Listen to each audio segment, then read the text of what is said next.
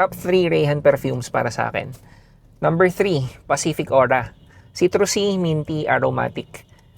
Masarap gamitin kapag mainit, tsaka parang mas bumabango habang pinagpapawisan ka.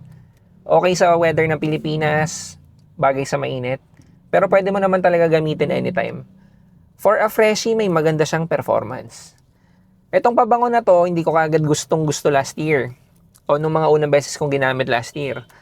Kumbaga nag-grow lang sa akin.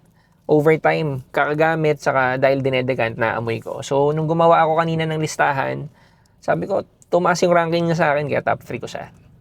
Number 2, Rayhan Lion. Binalak kong itop 1 tong Lion eh. Inisip ko kanina maigi. Mataas kasi yung tingin ko dito.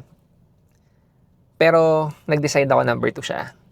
Rayhan Lion, alternative naman sa Ultra Male ng JPG. Sa mga hindi pa nakakaalam nung JPG Ultra Male or ng Lion, matamis na pabango, may magandang performance, meaning may magandang projection. Nagsusumigaw.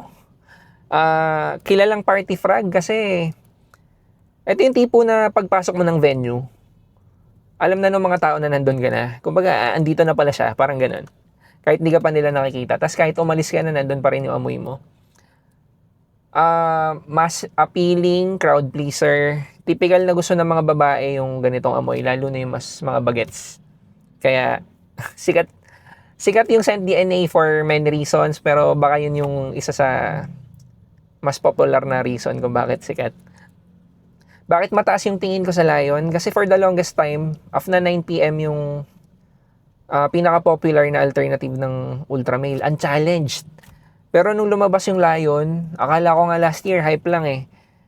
Ginawan ko pa to ng content last year. Tapos ito rin yung nakapagpabago ng perception ko towards Rayhan, na hindi lang pala puro hype si Rayhan sa social media. Kumbaga, deserve ng Lion yung nakuha niyang hype last year. O baka hanggang ngayon nga.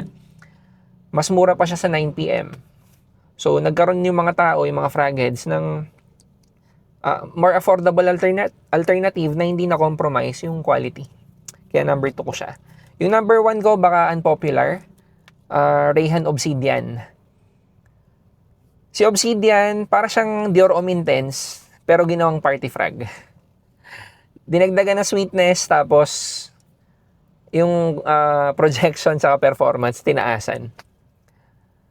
Gusto ko kasi yung Dior Homme Intense na Scent DNA. So, nagustuhan ko yung ginawang laro ng Rayhan dito sa Obsidian.